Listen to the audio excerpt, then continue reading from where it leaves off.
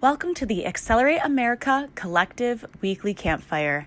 I'm Leslie Youngblood, and today I'm joined by an amazing entrepreneur. I truly hope you enjoy hearing their experiences and life path. Listen in. So Sabrina, she is an entrepreneur, a rocket scientist, and an atmospheric physicist. She's merging science and style to inspire a new generation of trailblazers with her business, Girl in Space Club. Now, while Sabrina enjoys designing orbits for NASA missions and developing innovative techniques to further understand climate change, she's also always been equally passionate about art and fashion. Now, Sabrina knew that something needed to be done to bridge the seemingly large gaps between her passions and to further show young girls that science can be fun and fashionable. In 2018, she created LAUNCHPAD, which became Girl in Space Club in 2021. Girl in Space Club aims to make space for women and girls in space with STEM, art, and fashion components. And Sabrina has more exciting plans in place to further this goal too. On October 18th, I'm pretty sure the date Sabrina can confirm, she'll launch a Kickstarter campaign to garner support to create the first space travel suit designed for women by women. Amazing. Everyone, please welcome Sabrina Thompson to the Campfire.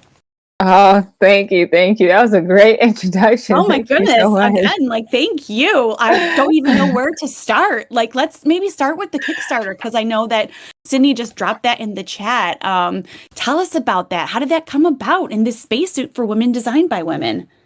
Yeah, so that's very interesting. So as a small business owner, you have all these cool ideas, but you're always thinking like, okay, but like it's gonna take a team like really to make some of this stuff like come to fruition. And for what I was doing initially, I was designing a flight suit, right? So Right. I have my educational programming as part of Girl in Space Club. So I go into schools and I'm wearing like this NASA flight suit that I like retrofitted. And I'm like, I want my own. Right? So and so I basically just was like, okay, well, let me hire a product designer to make one that I drew up a few ideas and worked with someone locally here in Baltimore, and we made a suit. And then she's like, well, who's gonna want to, like, if you manufacture these, who's gonna want to buy these? And I'm like, that's a good question. Right. So we thought about the idea of doing a campaign. And so there is a company in Baltimore called Sobromo, and a lot of the strategic thinking came like through just kind of like hiring Stacy out of Sobromo. She's the founder of Sobromo. The two of us worked together, and she came up, like, together we came up with strategy. So, I hired her to help me with strategy.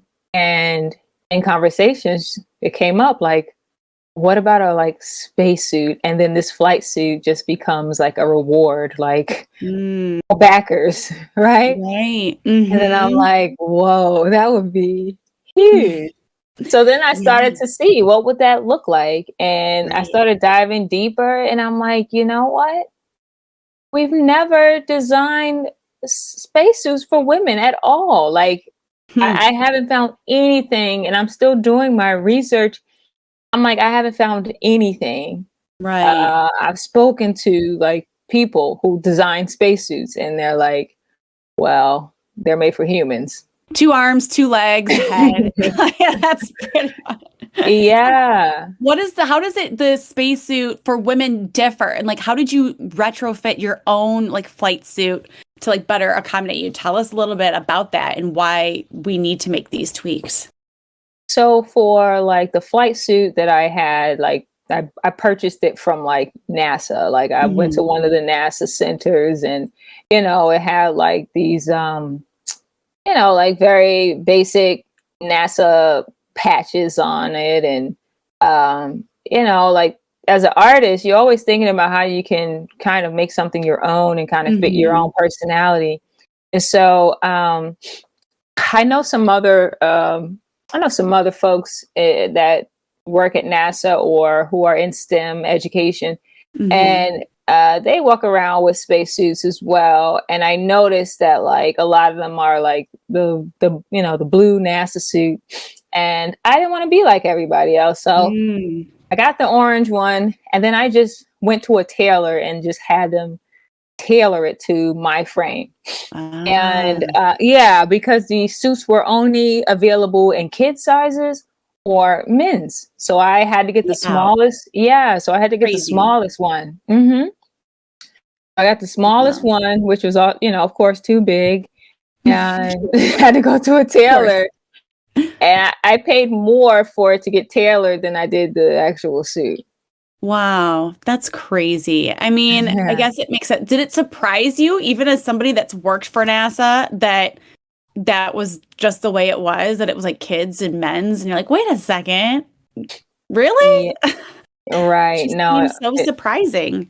But no. I guess not too, in a way, right? Like 2 arms, 2 legs. Well, that is really exciting. And when does that Kickstarter launch? You're right. It's the 18th, so it's in a few weeks. And so on our website, girlandspaceclub.com, where like the homepage just kind of has the countdown, and you could like join our newsletter to get get an email as soon as it launches. Perfect. Yeah, we have some things. All of the rewards I made myself for the most part, and so there'll be some things that'll just be like exclusive to the Kickstarter campaign. So only a few of some of the rewards will be available. Awesome. And how long will the Kickstarter be open, Sabrina? It should be open. We're going to go for 30 days. Okay, 30 days. Nice. Okay, great. And so we'll be sure to drop the link to your Kickstarter here in Discord. You can drop it too, and just remind everybody. But I think that's really awesome. Everybody listening right now, support Sabrina's Kickstarter for the space suit for women, designed by women. So much to unpack there, but I kind of want to take it a step back now with the first question that the collective would like to know. And that's, did you always want to be an entrepreneur? No, I thought it was scary. No, I thought it was scary. Honestly, It never really crossed my mind, to be honest. Really? And so you are female in science, right? And so you're a rocket scientist and going into science and still loving like the fashion. Did you always like science? Because even just being a female in science and going into that field had to have been, I would think, almost as challenging, of course, as being an entrepreneur, though, right? Yeah. So I was, like, to just give you a picture, yes. I was the little girl who, like, if I wasn't playing with my Barbie dolls, I was on the basketball court or like in my room with the music playing loud and drawing, like just escaping reality, making up characters and things like this. Totally in my own world. So I honestly thought I was going to become this famous artist. Yeah. So then what made you pivot away from art to focus more on science? Well, I graduated from high school as the valedictorian. And Amazing. Thanks. But like, I never knew what I could do with the information I was learning in school. So I had no guidance in terms of, if you stick with this physics, you could do this, or if you stick with this math, you could do that. It was just, my mom had these expectations of her daughter, and I just met them. And that's all it really was. I was just doing what I thought I was supposed to do in school. Yeah. And so then did you go to college and think, well, science, mom likes science, I should do something with science? Like, how did that then shape your path moving forward? So I had this art teacher who saw my dilemma, and I was in the 12th grade, and I was the valedictorian, like I said, and I had no clue what I wanted to study in college. It was very embarrassing. And she's like, let me help her. So she's like, you're good at math, you're good at science, and you're very creative. Why don't you try engineering? And I'm like, what is that? I don't even know what that is. Like, I had never been exposed to engineering, and here I was, probably 18 years old. Sure. And Google wasn't really as big as it is today. Sure. Right? I know. I graduated high school in 2000. We didn't have Google back in 2000. Right. So I don't know. I went to the library. I did my little research, and I thought, like, okay, well, mechanical engineering seems to be the broadest of all of the disciplines. So let me try this. And I'm from Long Island, so there are a bunch of SUNY schools, right? State University of New York. And I remember there was like one application that you could use to apply to a bunch of SUNY schools. And so, so Stony Brook, they had mechanical engineering. So I applied to a few of the SUNY schools, and I remember Stony Brook came back, or I got a reply from Stony Brook, and they were offering me this valedictorian scholarship. So I'm like, I guess that's where I'm going. Right. Sure. Yes, please. I'll pay for my Yeah. Wow. So that's how it started. Wow. And so then were you just like immersed in science right away? Because moving on and working for NASA and designing orbits, that's not mechanical engineering, is it? Is it? No, Okay. It's not. So basically what happened was, number one, my college, the first year, or maybe the first semester was very tough for me. I didn't know how to study, like, up until that time. Like, school was very easy for me, like high school or leading up to high school. So I had to learn how to study, and I eventually saw, like, my friends were like being weeded out, like, with every class. Like, they didn't make it through physics, and before we got to our core engineering courses, a lot of them didn't make it. And so, like, for me, it was the challenge that kept me going. And then I eventually, like, enjoyed, like, problem solving. Like, I would get obsessed with, like, solving these problems.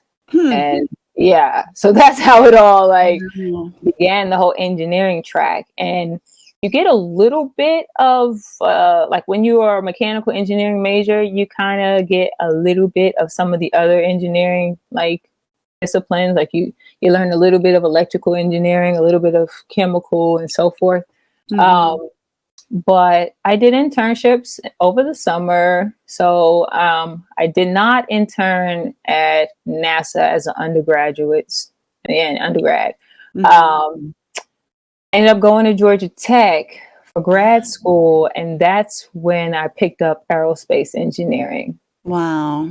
That's amazing. And then was it like aerospace engineering? Yeah, you want to go to NASA from there. And then you were at NASA and eventually moved on to become an entrepreneur, which sort of leads me to, like, the next question is, how did that even happen? How did you know? And how did you know it was time to go 100% in on your business? Was there a time when you were doing both? When you're in college, you're doing a million things at one time, and you're almost used to not working all the time, but, like, I guess, like, solving problems or doing something. You don't really have that much downtime. And so when I got the job, it was like, I'm working from 9 to 5. I have the rest of the day to do stuff. Like, what do I do now? And that's when I picked back up art, and I'm like, well, can I still do this thing? And so I just started, like seeing if I could paint again, like, draw again. And then I picked up my mom's camera. Like, I would go and visit home, and she would just have this book bag with camera equipment, like, just sitting there. And I'm like, Mom, if I come back to New York and this camera is still here, I'm going to take it, learn how to use it, and I'm going to make some money with it. Right? Exactly. And that's how it started. Like, I started making money, like, just doing photography. On the And side, after your 9-to-5 NASA job. Yeah. Yeah. I love it. Yeah. So I just started, and my friends, like, like it was like almost like once a month I would have a gig, and that was good enough for me. Otherwise, I was just out shooting and stuff like this, and watching YouTube videos and gathering a bunch of equipment and just getting better. And then I ran into, like, after doing it for like a few years, I ran into a bridezilla, and that kind of killed it for me. Sure. Yeah. But in the meantime, I was still making like art. I had joined an art organization called Sanctuaries DC, and they were all about like social justice. And so it was a bunch of young adults who would make art in all forms, and it would all be like for some purpose. So I did my first Facebook Live with them. I didn't even know what a Facebook Live was, but in the background, while you had people rapping and singing, I was in the back making a painting, and that painting ended up being the girl in space. Because that's all I could, because it was just like a subconscious thing. Sure. And yeah, I posted it on Instagram, and people loved it. And so I made my first art sale, and I was like, oh, I thought I only liked this, crazy stuff. And I'm sure the painting is probably worth more now than what I sold it for back then. But that started me off to like just like using art as a form of like just kind of combining art and like space and STEM. Yeah. And that's where it all started. That's amazing. So then from there, it became a book, right? Was that like the next step when it was LAUNCHPAD, correct?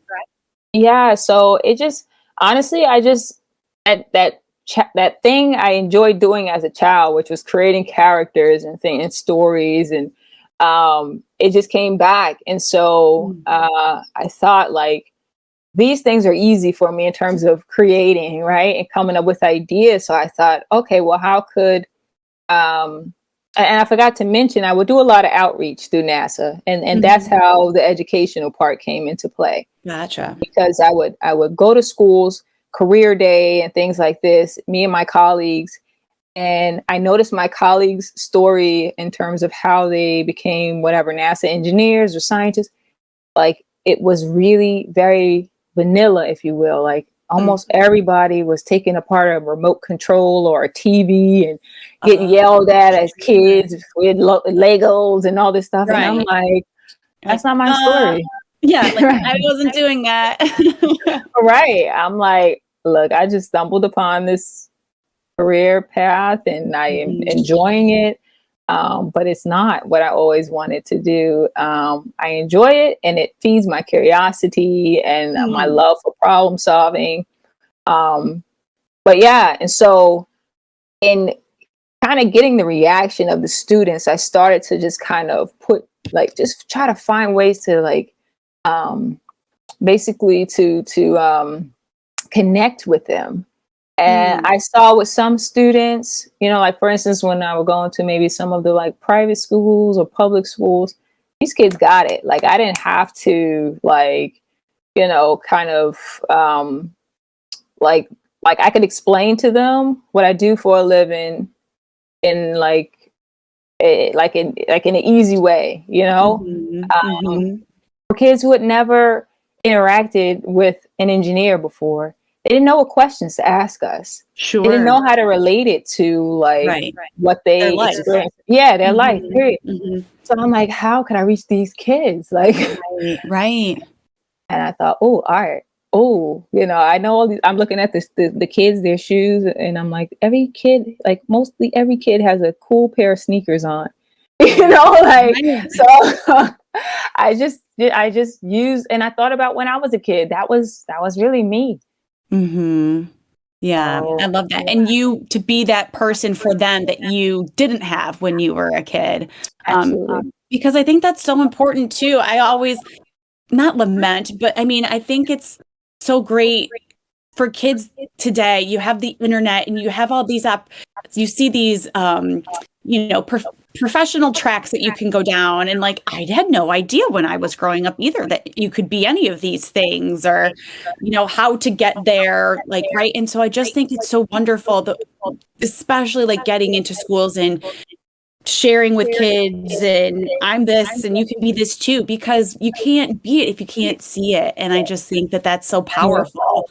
And especially even furthermore with what you're doing to show them that you don't have to just be the science kid. You don't have to just be like the fashion kid. You can be both of those things combined. Absolutely. Yeah. So the collective would like to know, Sabrina, what was a defining moment in your brand story? What was a defining moment? I feel like it's coming up on me, like with this Kickstarter campaign. So, like I mentioned, like I've been solopreneuring it, if you will, for a while. But I will tell you that Baltimore City has a really, really tight knit solopreneur kind of community where you're not alone. And so I recently moved here, maybe like a year before the pandemic. And I had my nose down really in my studies. I just finished my master's in atmospheric physics. And so oh my goodness. I didn't really know anybody in I wasn't connected. And so now being more connected in Baltimore City, I will tell you that my confidence, I want to say, as an entrepreneur has definitely increased. When you're coming from the engineering side and trying to run a business, it's a mental shift in a way, right? Or you have to kind of outfit entrepreneurship into your way of thinking. So I have to think of how I solve problems as an engineer, and then try to bring that to the entrepreneur world. Like, right. If I morph it the right way, oh, okay, this is just like an engineering problem. This is how I would solve it. Right. But there are a lot of things you don't know, and you just have to let experience just kind of like teach you. Right. Of course, there's no easy way around it. You have to go through it, right? Whether you're a engineer, a rocket scientist or not, like you're an entrepreneur and there are unique challenges that you have to get through. Yeah. So I guess just to answer that question, I would say like having the confidence to start a Kickstarter campaign and getting so much help, like already, like it hasn't even started. Like I put together a committee of women who specialize in the things that I don't. Just realizing like I'm taking on this endeavor, if you will. Sure. I could do the design work as far as like I can come up with some cool designs. I could do the research and the R&D, but there are people who have been doing this for decades who I could just learn from. And so on the committee, we have like real astronauts. So I have like former astronauts. I have private astronauts. I have, What's a private astronaut? Is that like Richard Branson? You can call him a private astronaut. Yeah. These are folks who I would say are not NASA astronauts. Oh, okay. Yeah. I didn't know there was any other kind of astronaut really besides NASA. Well, okay. That's another story. Is it a secret? Ooh, secret story? No, it's not really a secret. It's just like, what do you consider astronaut? Like NASA astronauts go through rigorous training. Like they have 2 years of training to become like an astronaut. And people who are just, and I won't say just, but people who are almost like if you think of like just taking a trip to space, they're not working, they're not doing anything in space, right? They go up to a certain altitude and then they come back down. Gotcha. That's different. And some people might say that's an astronaut because they've been to space. But I'm sure NASA will tell you like Sure. The requirements for becoming an astronaut, or at least a NASA astronaut, are more rigorous than that. Gotcha. So how did you find all the people for this committee to help you? Were you reaching out to friends, family, the community in Baltimore there? Tell us how you found the people that had the expertise and experience that you needed and that you were looking for. Of course, internet search. That help. Google. All right. Instagram. And then I told you my strategist. So from Sobromo, she like her background is in fashion. She teaches coursework to help people like me who I don't have a fashion background, but she helps. Like if I have like something like a product that I've developed, she helps in strategizing how to move it forward. And so with her help, we were able to get Women's Wear Daily to basically show some interest, and they wrote an article about this pursuit to design a women's spacesuit. And I want the link to that article. So yeah, sure thing. Yeah. And so, with just sharing it on LinkedIn, my inbox just got flooded. Like, wow. The power of press, right? Yeah. Yeah. So that's fantastic. So that started everything. And in fact, on Thursday, CNBC wants to do like a profile. Thursday? This Thursday they want to do a profile. So I think, my goodness. The profile will probably come out like early November or something. But yeah, they're gonna shoot everything on Thursday. That's so exciting, Sabrina. Oh my goodness. I'm so excited for you. You are literally, you yourself are becoming an astronaut. You're like launching yourself like into this new stratosphere. Your own space club. I know that's cheesy, but it's true. Honestly, like when I would make the artwork, people like that they were like, this is you, you're an astronaut. And when I would go and talk with students and people, I would tell them like, I feel like a little kid, like who wants to be an astronaut. But I'll tell you, just kind of going through like the schooling, like the last degree that I got, it burnt me out a little bit, and it made me think like, I don't really want to work that hard. Like I've worked hard all of my life, and I don't really want to do that to meet somebody else's requirements to go to space. Like I'll still apply to be a NASA astronaut, but I think my ticket to space is going to be like not through NASA. Right. You know what I mean? And maybe you're right. Yeah. And I think you're right. Like, yeah, I think that's what's happening subconsciously, because I'm not consciously doing, like, all I'm doing is just following my intuition, and I'm following like the path. I feel like it's almost like it's not that it's laid out for me, but I just feel like everything is just falling in line, and I'm just following along. Like, okay, I don't even have to think about what comes next. It's like doors are just opening. Wow, I love that. And I think that takes courage. Like, as it's easy as it seems, that can be very scary to follow that path, even though that's the right path to be going down. And I think every entrepreneur and small business owner can relate to that, because it's not like anything's guaranteed, really. And so, but when you have the courage to follow the good, you're just rewarded with more good and more good and more good, because it's what you're meant to do. I think so. Absolutely. It's definitely scary, but exciting. Sure. Well, right. All the best things in life are the scariest and the most exciting at the same time, right? So if it wasn't, it wouldn't be, those aren't the big things worth doing, and those don't make the change that you inside are seeking to make. So, that's just so exciting, Sabrina. So I got one more question from the collective here. I know we're running a little over, but hey, this is a great conversation.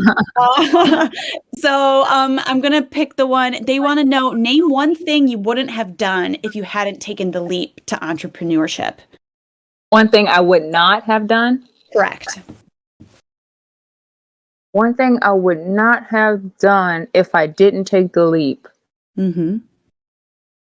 I mean, I would not be doing like pursuing like the thing I'm doing with this Kickstarter campaign, which to me is huge. Mm-hmm. I think I would still work the 9 to 5 only. And although I enjoy my job, it's not my passion. So it's almost like I wouldn't be doing as much art, like making as much art. Like that part of me would be like, you know, kind of in the background, or maybe it wouldn't even exist. Because I would be so focused on climbing ladders at NASA. Sure. Right. Well, that's amazing. And that part of you would be very frustrated, I'm sure, because it clearly is meant to be out there. So that's just fantastic. All right. And so one final question, Sabrina, what's the best advice you have for fellow entrepreneurs? The best advice I could give is like, trust your gut, like trust yourself. I believe we all come into this life with something that's super easy, that like just comes naturally to us, that we like just get lost in time when we do. And I honestly think that that's our like gift to give the world or to contribute to the world. And maybe it is in the form of entrepreneurship. And I think most of the time it is. But I think we just get so caught up in like, quote unquote, how the world works, that we follow a certain path that is maybe a bit safer, right? Like more financially, it provides more like stability financially, which is not a bad thing. But I think if you allow yourself to, you always will come back to that thing you just enjoy doing as a kid, and like you can just do it all day. So I would just say, don't be afraid to follow that. I love it. Well, thank you so very much, Sabrina. It has been a pleasure learning more about you and your journey in Girl in Space Club. Again, everybody in the audience, thank you so much for joining us today. We are going to share Sabrina's Kickstarter campaign. We're going to rock that out for you, Sabrina. Keep us posted. We're going to be paying attention and following along with your incredible journey into space and with CNBC. We want to be kept up to date on that exciting development. And thank you again so much for joining us and being such a wonderful part of the collective. Thank you. This was awesome. It was my pleasure. Thank you. And everybody, we'll see you next week. Sabrina, I'll talk to you soon. Thanks, everyone. All right. Bye-bye.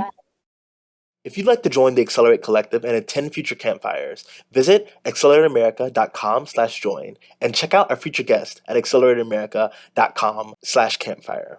Take care.